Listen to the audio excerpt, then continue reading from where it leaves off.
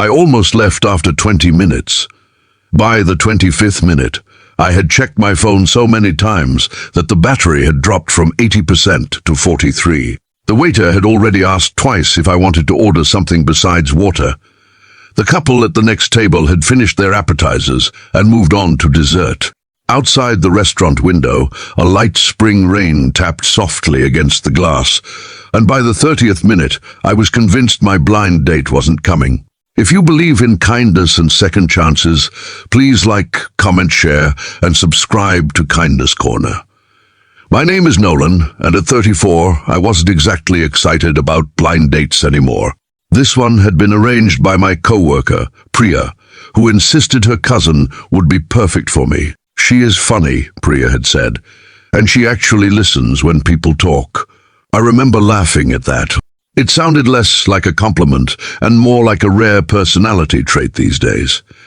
The truth was, I hadn't dated seriously in almost 3 years. Between working as a physical therapist, helping my father after his hip surgery, and trying to keep up with rent in a city that seemed determined to empty my bank account every month, dating had slowly slipped to the bottom of my priorities.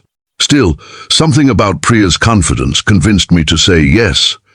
So, there I sat at a small Italian restaurant called Harbour and Vine, wearing the only blazer I owned that didn't look wrinkled. 31 minutes late, I stood up and reached for my wallet. Then someone rushed through the front door. She looked slightly out of breath, her hair damp from the rain.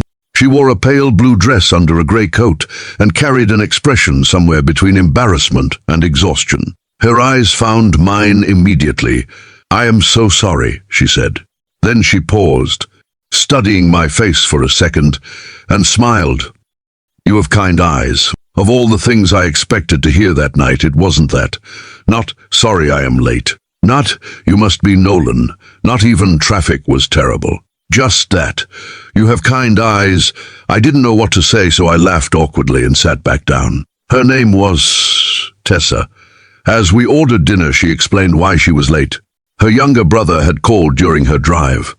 Their mother had recently started chemotherapy, and he was overwhelmed trying to manage everything at home. Tessa had pulled into a parking lot to calm him down. "I lost track of time," she admitted. "I almost turned around because I figured you'd leave." Honestly, I almost had, but there was something sincere about the way she said it. The conversation that followed wasn't magical, it wasn't perfect. There were awkward pauses. "I accidentally knocked over my water glass." She admitted she hated small talk. I admitted I still used the same coffee maker I'd owned since college. But somewhere between the pasta and dessert, the evening started feeling comfortable. Tessa worked as a graphic designer for a non-profit. She loved old bookstores, hated alarm clocks, and always carried a notebook because she was afraid she'd forget good ideas. I learned she was the kind of person who remembered people's birthdays without Facebook reminders. The kind of person who returned shopping carts even when nobody was watching. The kind of person who noticed things. At one point, our waiter accidentally brought her the wrong meal. Most people would have complained. Tessa simply smiled and said, "No worries, everyone has rough days. Fonte honde." The waiter looked relieved. It was such a small moment that most people would forget it immediately. I didn't, because kindness often shows itself in tiny ways. As the evening continued, we talked about family. When I mentioned helping my father recover after surgery, she listened carefully, not waiting for her turn to speak, actually listening. That felt surprisingly rare. Near closing time, we walked outside together. The rain had stopped. The streets reflected the city lights, and the air smelled clean in that way it only does after a storm. We stood beside her car for a moment, neither of us rushing to leave.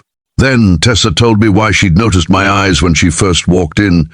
"When I arrived," she said, "you looked disappointed." I laughed. "Fair. Thought you weren't a monk all along. But you weren't angry." She shrugged. "I've spent a lot of time around stressed people lately. Most people wear frustration on their faces.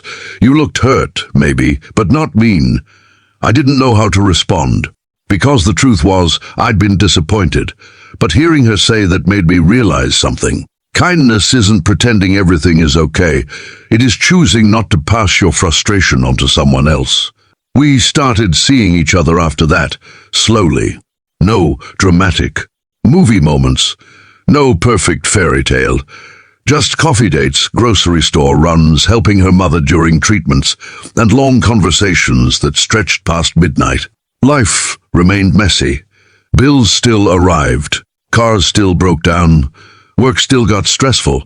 But somehow those ordinary problems felt lighter when someone faced them with you.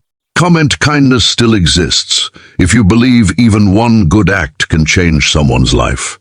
A year later, Tessa gave me a small framed note she'd written. Inside were only 4 words. You have kind eyes. Not because my eyes looked special, but because that simple observation reminded me that people notice more than we think.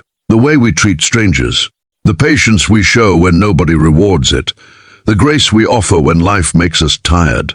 If this story touched your heart, please leave a like and share it with someone who still believes kindness matters.